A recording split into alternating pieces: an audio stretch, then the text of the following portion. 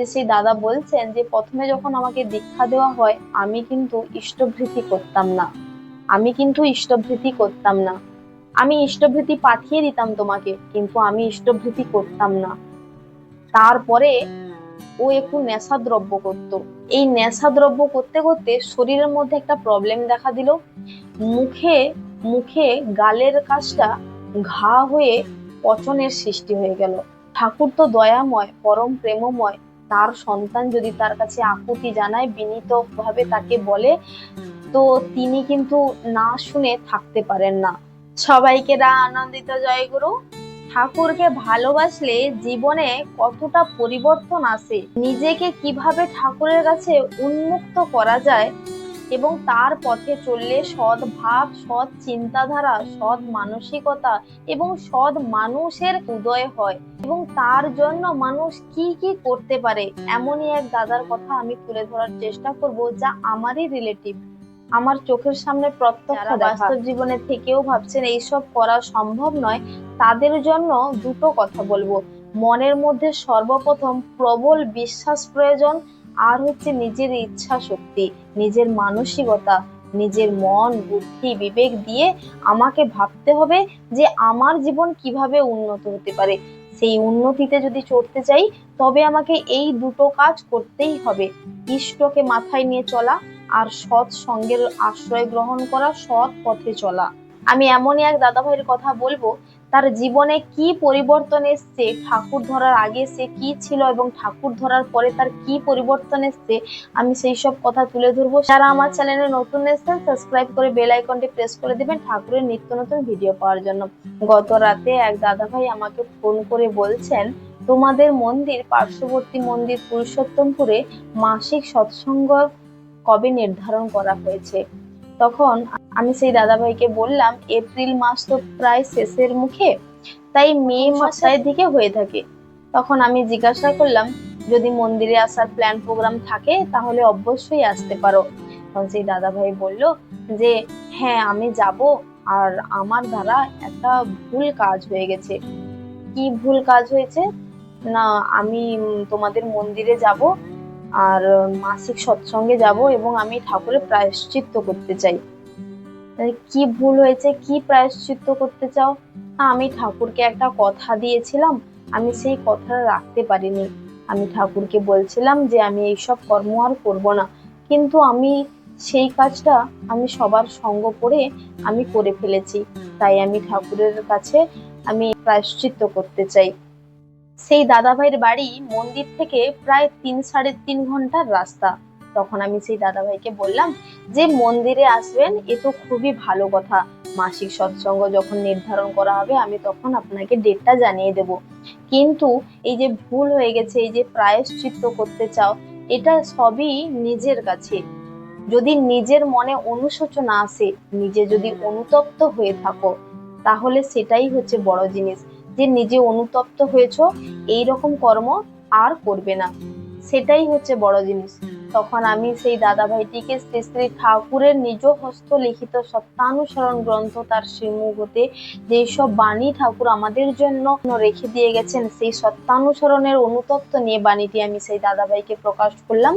অনুতাপ করো, কিন্তু স্মরণ রেখো পুনরায় যাতে অনুতপ্ত হতে না হয়। যখনই তোমার কুকর্মের জন্য তুমি অনুতপ্ত হবে, তখন তোমাকে পরমপিতা ক্ষমা করবেন, আর ক্ষমা হলেই বুঝবে তোমার মনে পবিত্র সান্ত্বনা এসছে, আর তা হলেই তুমি বিনীত, শান্ত ও আনন্দিত।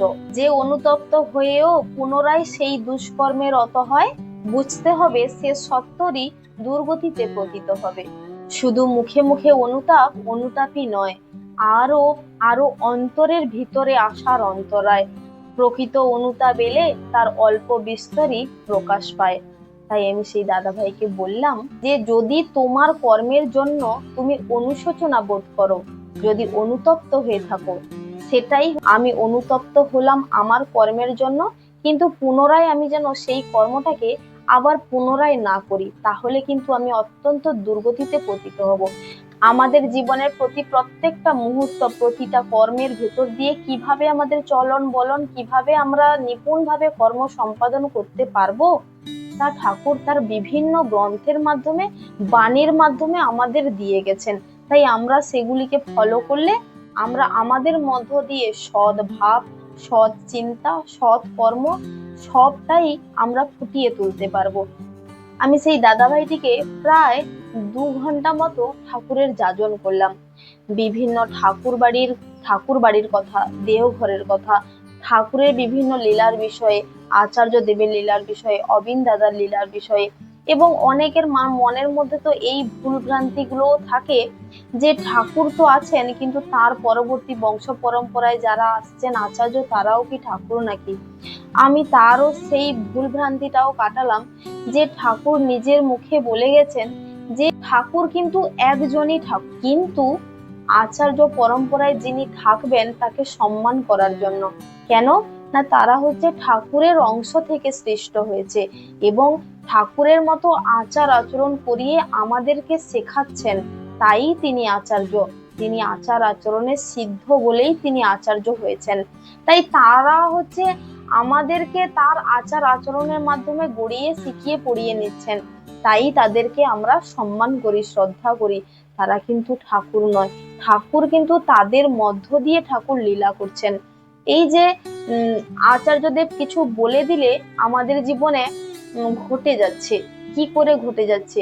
তিনি আচার আচরণে এতটা সিদ্ধ, তিনি তার ঠাকুরের বাণীগুলি ফলো, মানে একটু এক চুলো এদিক ওদিক হয় না ওদের।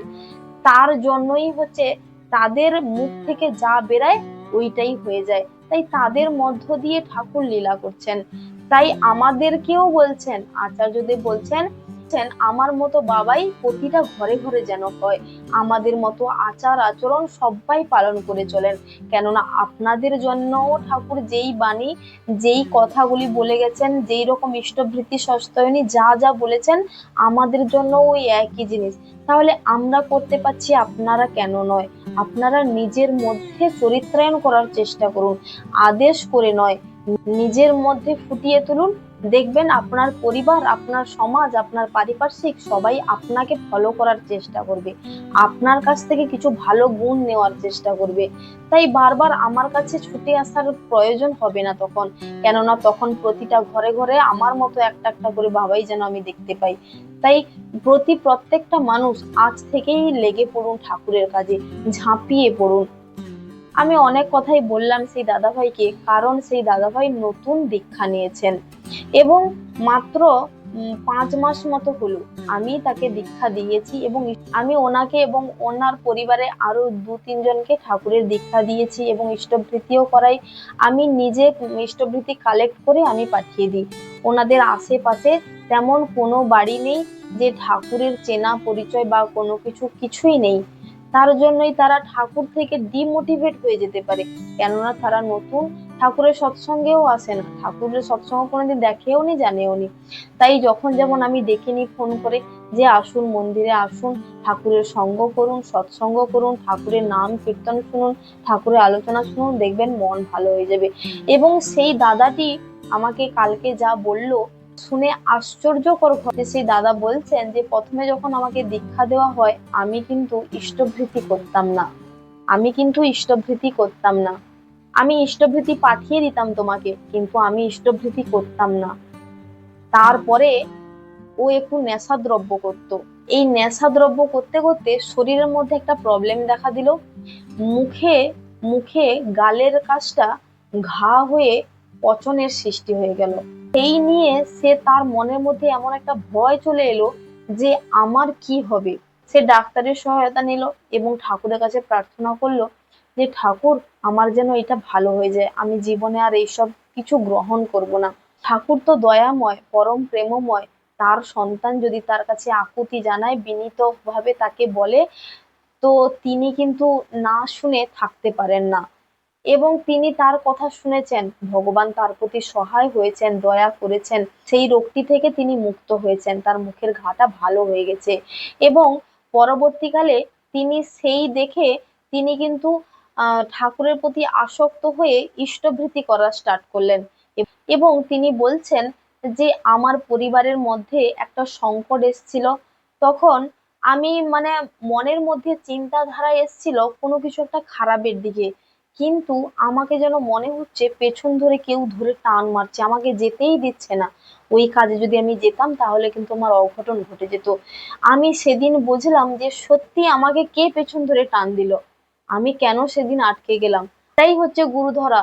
আমরা যখন বিপদের মধ্যে থাকি আমাদের সংকেত দেন, আমাদের বাধা দেন। ঠাকুর সর্বদাই আমাদের সঙ্গে থাকেন। ঠাকুর নিজের মুখেই বলেছেন বারবার, তোরা নাম জপ করিস, আমি তোদের পিছু পিছু ঘুরি তোদের লক্ষ্য রাখার জন্য, তোদের বিপদ থেকে বাঁচানোর জন্য। তোরা সর্বদাই চলাফেরায় নাম জপ করবি।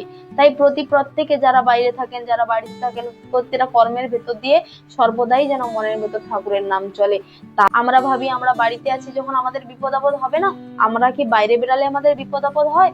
বিপদ আপদ কোনোদিন বলা যায় না যে বাড়ির ভেতরে থাকলেও হয় বাইরেও হয়। কিন্তু বিপদ আপদ কখন আসে? ইষ্ট যখন আমাদের থেকে দূরত্ব হয়ে যান, ওই ফাঁক দিয়েই শয়তানের প্রবেশ ঘটে। তাই কোনোদিন ইষ্ট আর তুমি এতটা দূরত্ব হয়ে যাবে না, তার মধ্যে এতটাও ফাঁক রাখবে না যে শয়তান তার মধ্য দিয়ে প্রবেশ করে। তাই সর্বদাই আমাদেরকে ইষ্টকে মাথায় নিয়ে চলতে হবে, সর্বদাই ঠাকুরের নাম করা লাগে। এবং সেই দাদাটি যা বললেন যে আমি এই সব ঘটনা দেখে আমার জীবনে কোনোদিন এরকম হয়নি, আমাদের পরিবারের উপর দিয়ে একটার পর একটা কাল গ্রহের মতো গ্রহ লেগেই চলেছে, ঘরে বিপদ আপদ লেগেই চলেছে, কিন্তু গুরু ধরার পরে আমাদের বিপদ আপদ অনেকটাই কম হয়েছে। তার জন্যই আমি বিশ্বাস করেছি যে সত্যিই ঠাকুর রয়েছেন। কিন্তু প্রথম প্রথম ইষ্টভৃতি করতাম না, কিন্তু তোমাকে ইষ্টভৃতি পাঠাতাম। কিন্তু এখন আমার মনের মধ্যে যে ভয়, যে বিশ্বাস, যে অনুতাপ আমার মধ্যে সৃষ্টি হয়েছে যে আমি ঠাকুরের ইষ্টভৃতি করে যাব। এবং সেই দাদা এখন তো প্রার্থনাও করেন, আকুতি জানাচ্ছেন যে পরমপিতা আমাকে ক্ষমা করবেন। তো আমি ঠাকুরকে কথা দিয়েছিলাম যে আমি আর এইসব কিছু গ্রহণ করব না। আমার রোগটা ঠাকুর ভালো করে দেওয়ার পরে আমি আবার সঙ্গ দোষে আমি এই কাজটা করেছি। তখন আমি সেই দাদা ভাইকে আমি ঠাকুরের বাণীটা পড়ে শোনালাম যে দেখো, ঠাকুর আমাদেরকে বলেছে, যেটা নিষেধ করেছেন সেই কাজটা করলে আমাদের ক্ষতি। আমরা যদি জানতে শুনতে ওদিকে পা বাড়াই তাহলে আমার ক্ষতিটা ভগবানও আটকাতে পারবেন না, কেননা ঠাকুর আমাকে সেটা নিষেধ করেছেন। ঠাকুর ওই কাজটা থেকে আমাকে একবার বাঁচিয়ে নিয়েছেন। এবং ঠাকুরকে যদি আমি কথা দিই যে ঠাকুর আমি এটা আর করবো না, তাহলে ওই কাজটা যদি আমি আবার করি তাহলে তো আমি ঠাকুরকে দেওয়া কথাটা রাখতে পারলাম না। ঠাকুর এখানে বলেছে যে তুমি এমন কোনো কথা দেবে না কাউকে যা তুমি তা রক্ষা করতে পারবে না। এবং সেই দাদা ভাই বলছেন যে আমি প্রচুর অনুতপ্ত হয়েছি, আমার মনে প্রচুর অনুশোচনা এসছে। আমি গলায় গামছা দিয়ে আমি করজোড়ে ঠাকুরের কাছে ক্ষমা চেয়েছি এবং আমি মন্দিরে গিয়ে আমি প্রায়শ্চিত্ত করতে চাই। তখন আমি বললাম, মন্দিরে যাও আর তীর্থস্থানে যাও, যদি নিজে ঠিক না হই, নিজেকে যদি সংযম করতে না পারি, নিজের ষড় রিপু যদি দমন করতে না পারি, নিজের মনের মধ্যে শয়তানকে যদি দাবিয়ে রাখতে না পারি, দেবত্ব ভাব যদি সৃষ্টি করতে না পারি, আমার মনের মধ্যে দেবত্ব ভাব যদি না নিয়ে আসতে পারি, ঠাকুরত্ব ভাব যদি না জাগাতে পারি, তাহলে তুমি তীর্থস্থানে যাও, মন্দিরে যাও, যেখানে যাও না কেন, কোনো ফল দেবে না, কোনো কিছু হবে না। সবটাই হচ্ছে নিজের ওপর ডিপেন্ড করে আছে। আমি কি ভাবছি, আমি কি চাইছি। ঠাকুর বলছে তোমার মন, মুখ আর মস্তিষ্ক তিনটি যেন এক থাকে। যতদিন তোমার মন মুখ এক না হচ্ছে ততদিন তোমার মলিনতার গায়ে হাতই পড়বে না। মন মুখ এক হলে মনের ভেতরে গলদ জমতে পারবে না, পাপ ভেতরে গিয়ে বাসা বাঁধতে পারবে না। তাই সর্বদাই মন মুখ এক হওয়া লাগে।